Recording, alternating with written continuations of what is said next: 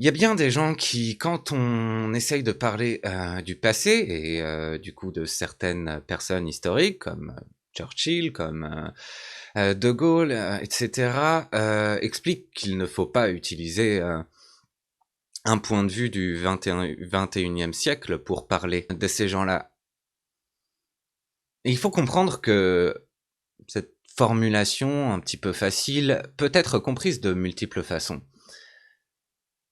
C'est-à-dire qu'on ne peut pas utiliser les nouvelles vérités découvertes et les nouvelles valeurs que nous avons acquis au XXIe siècle et les appliquer directement aux périodes du passé, que ce soit effectivement la Deuxième Guerre mondiale ou même encore bien avant. Mais pour autant, depuis le XIXe siècle, grâce, figurez-vous, au petit manifeste du Parti communiste et aux idées marxistes, nous avons développé une nouvelle méthode de voir et d'analyser l'histoire. C'est-à-dire que avant, l'histoire n'était que analysée en termes des élites et de qui gouvernait les pays. C'est pour ça qu'on a très peu, avant le 19e siècle, d'informations sur comment les peuples vivaient et quelle perspective ils avaient sur leur contexte politique, etc., etc.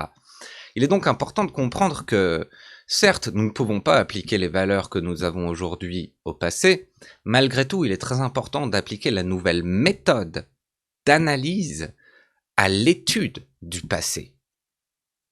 C'est comme ça que nous pouvons obtenir un meilleur résultat quant à comprendre ce passé et quant à proprement analyser des personnes telles que Churchill et telles que De Gaulle.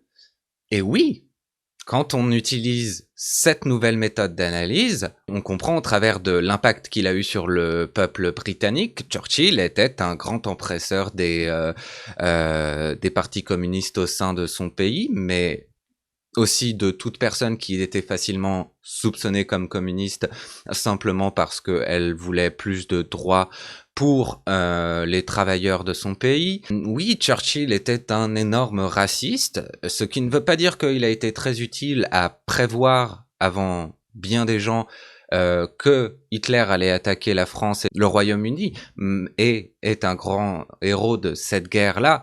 Malgré tout, c'était un raciste qui voyait les guerres coloniales comme quelque chose de civilisateur pour tous ces peuples incivilisés de ses propres dires, particulièrement les Indiens. Il les voyait comme bestiales. Je vous mettrai une vidéo en lien dans la vidéo YouTube, donc qui cite les mots de Churchill et les mots d'autres personnes pour un peu plus en apprendre sur ces gens-là qui effectivement n'étaient pas tout blancs, n'étaient pas simplement des grands héros de guerre, mais avaient aussi tout un passif au travers de leur gouvernement et du pouvoir qu'ils avaient au sein de leur pays, non seulement avant, mais aussi après la guerre.